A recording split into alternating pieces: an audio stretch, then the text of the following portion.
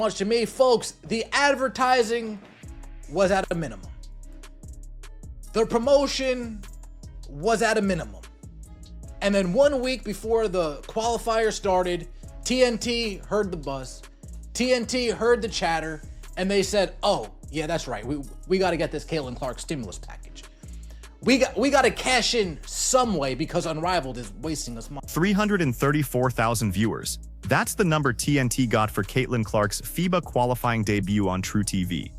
Not on their main channel, not with weeks of promotion. truTV with barely a week's notice. And that single number just exposed everything we've been saying about who actually moves the needle in women's basketball. Because here's what makes this brutal. Unrivaled's championship game, their most hyped event of the entire season, pulled 314,000 on TNT itself, 20,000 fewer viewers than a random Thursday FIBA qualifier on a lesser network. The league's big alternative to the WNBA offseason just got tripled by the one player who refused to participate. Only one of these players isn't playing in Unrivaled. So if the ratings there go above 200,000, there's only one reason. We already know it, but it'll be nice to remind the slows once again that their faves aren't the needle. We are ready. Keep in mind, Unrivaled was a majority TNT product. Yes, it's simulcasted on but it was mostly TNT product, simulcast on HBO Max and truTV, just like FIBA. But FIBA didn't get the TNT time slot. Let's talk about what TNT actually did here. They locked up FIBA rights on March 5th, just 11 days before that qualifier. This wasn't some long-planned strategic partnership. This was panic. They'd already invested heavily in Unrivaled, simulcasting games across TNT and truTV, and the return on investment was catastrophic. Unrivaled's second season dropped 40% from year one, 120,000 average viewers across all platforms. Even when you exclude the truTV-only games and give them every possible advantage, they barely cracked 156. Meanwhile, the Caitlin Clark stimulus package was sitting right there playing for Team USA, and TNT suddenly remembered they could actually make money off women's basketball if they featured the right player. That jumps to 156,000 alone when excluding games that just air on truTV alone. Oh, we can't get everything we want. Now it's time for the Caitlin Clark ratings. Programming Insider. All the way on the right side of your screen, you will see a number. And that number is persons 2+ total viewership and the rank for Thursday, March 12th, 2026. You scroll all the way down to the FIBA qualifying game in the middle of your screen. Look at the rankings for Thursday, March 13th. You scroll through the top 50 programs in television viewership, and there it is, 51st place, 334,000 viewers for FIBA qualifying. That's competing against primetime network television, cable news, everything, and it's doing it on truTV with minimal advertising. Now imagine if TNT had actually put this on their main channel. 650 to 750,000 viewers easily. That's not speculation, that's basic math based on network reach and audience overlap. But even handicapped on a secondary network, Caitlin Clark's debut outperformed the Unrivaled finals. The same finals that featured Paige Bueckers and Angel Reese. The same players the media keeps trying to position as equals in star power. Short of the ultimate goal. Shocker. You look at the finals ratings on TNT and truTV, 314,000. So the most anticipated, hyped up event that Unrivaled has, the championship game, still comes up shorter than mini-me to a Caitlin Clark FIBA basketball debut. On TNT, you fall short to truTV. This creates an uncomfortable reality that nobody in the WNBA establishment wants to acknowledge. Only one player on that Team USA roster didn't participate in Unrivaled. Just one. And the moment she shows up for FIBA, the ratings more than double what Unrivaled could generate with everyone else. That's not a coincidence. That's not a fluke. That's the market telling you exactly what it values. And here's what makes it even more significant. Those FIBA games featured the same players who were supposed to be carrying Unrivaled. Paige Bueckers was there. Angel Reese was there. The difference was Caitlin Clark's presence. And the numbers don't lie about what that presence means. Clark got this MVP vote for FIBA basketball.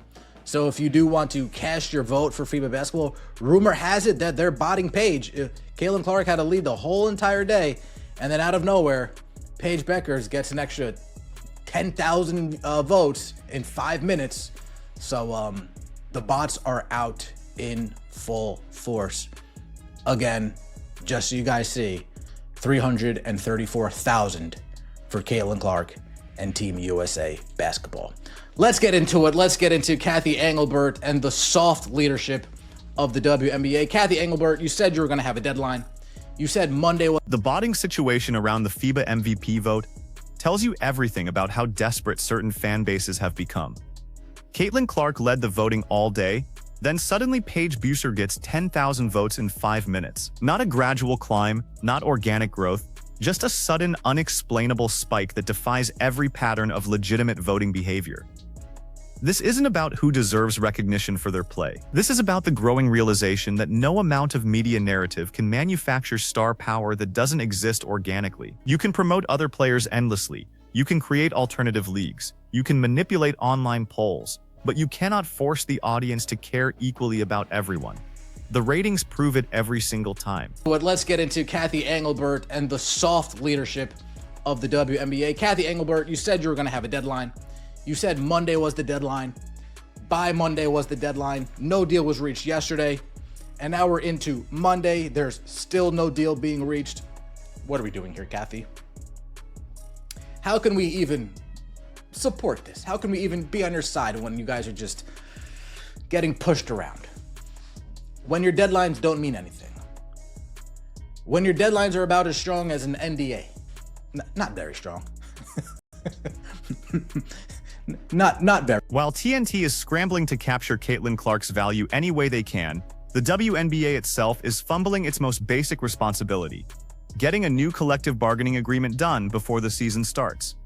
Commissioner Cathy Engelbert set a deadline for Monday, March 16th. That deadline came and went with no deal. Then she set another soft deadline, and that one evaporated too. This is the same leadership that's supposed to be capitalizing on unprecedented growth in women's basketball. They had months to negotiate this CBA. They knew the key sticking points: revenue sharing and housing. And somehow, with training camps approaching and the schedule locked in, they still can't close a deal. This isn't complex diplomacy. This is basic labor negotiation, and the league's leadership is getting pushed around by their own soft deadlines. Collective bargaining agreement done. The two sides met for another marathon negotiation on Sunday afternoon and ended around 3 a.m. Quote, "We're working as hard as we can to get it done as quickly as possible," Engelbert said. "It's complex. There's a lot of system elements. There's a lot of structure elements. This is a big league, and we want to do everything we can for the players. So we're going to keep making progress." Engelbert goes on to say, "We are going to keep going. We're going to get this done. And you know, it's going to be historic." But listen to how Engelbert talks about this. "We're working as hard as we can to get it done as quickly as possible. It's complex. There's a lot of system elements. That's not the language of someone in control of the negotiation. That's the language of someone making excuses for why they can't execute on their own timeline." Meanwhile, the players' union is talking about hoping to get a deal done in the next 15 to 20 hours, using phrases like, "For the first time, we can say we've made some progress." For the first time? You've been negotiating for months and you're just now making progress? This is what happens when leadership sets deadlines they have no intention of enforcing. The other side learns immediately that your deadlines mean nothing. Pay for their own housing.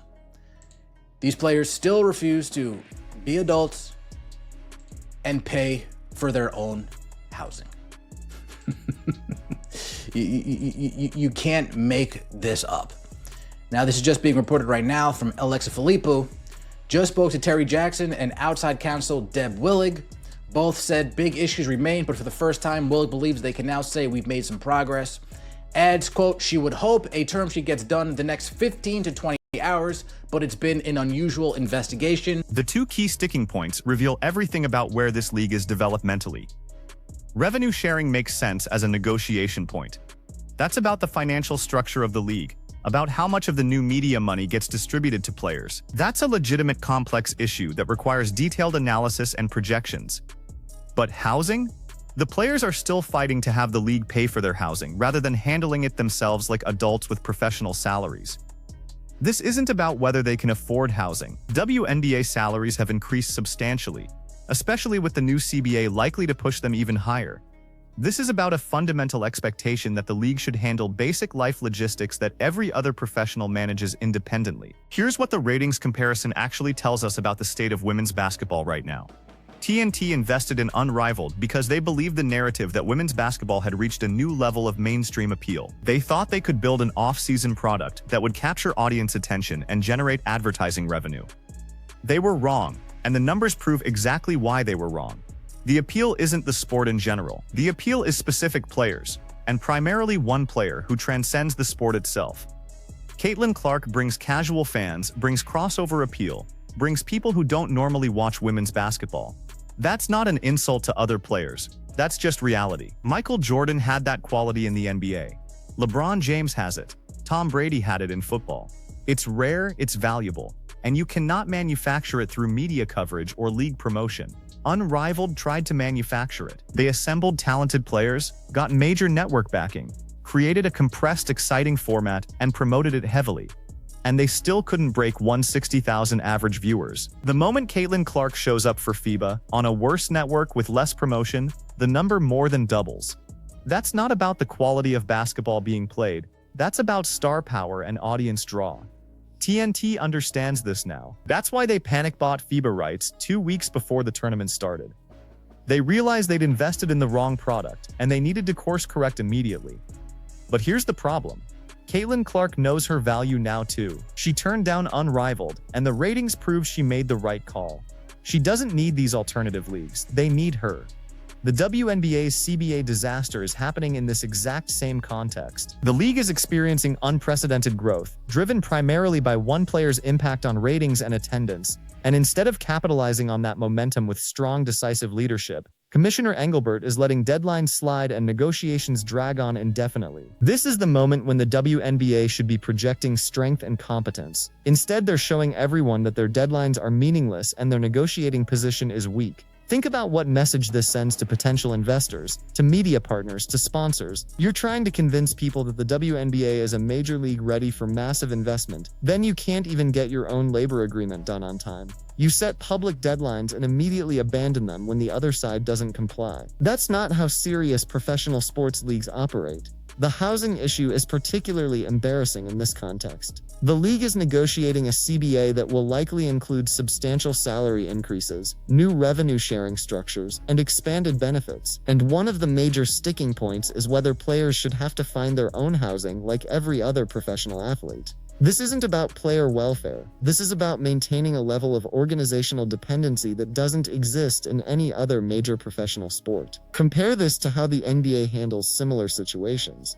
When there's a CBA negotiation, both sides come to the table with clear positions, realistic timelines, and a willingness to enforce consequences if deadlines aren't met. The negotiations are tough, sometimes they go down to the wire, but both sides understand that the deadlines matter, and the league's credibility is at stake. The WNBA is negotiating like they're afraid of their own players' union, like they can't afford to take a strong position on anything. Here's what makes this particularly frustrating. This is the WNBA's moment. The Caitlin Clark effect has brought unprecedented attention and revenue to the league. Ratings are up, attendance is up, merchandise sales are up, media coverage is up. This is when you lock in a strong CBA that positions the league for sustained growth. Instead, they're fumbling the negotiation, missing their own deadlines, and making the whole operation look minor league. The contrast between Caitlin Clark's impact and the league's ability to manage it couldn't be sharper.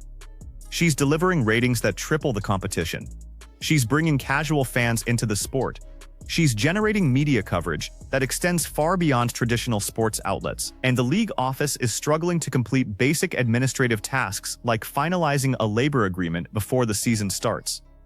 So where does this leave us? TNT now understands that the Caitlin Clark stimulus package is real and valuable.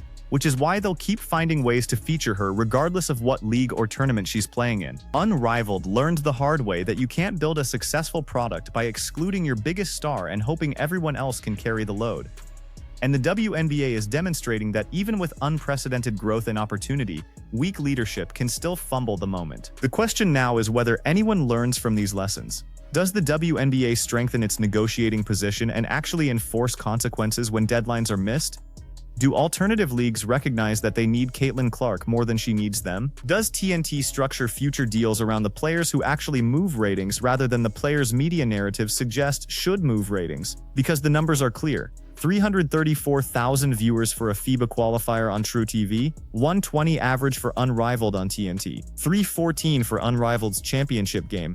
The market has spoken definitively about what it values and who it wants to watch. The only question is whether the people running these leagues and networks are willing to acknowledge that reality and make decisions accordingly. So what do you think happens next season when Caitlin Clark's WNBA games are competing against whatever alternative league product gets launched? Do the ratings gaps get even wider? Does TNT try to lock up exclusive rights to anything Clark participates in? And does the WNBA finally get its act together and start operating like a major professional league? Or do we get more missed deadlines and weak negotiating positions? Let me know your thoughts in the comments.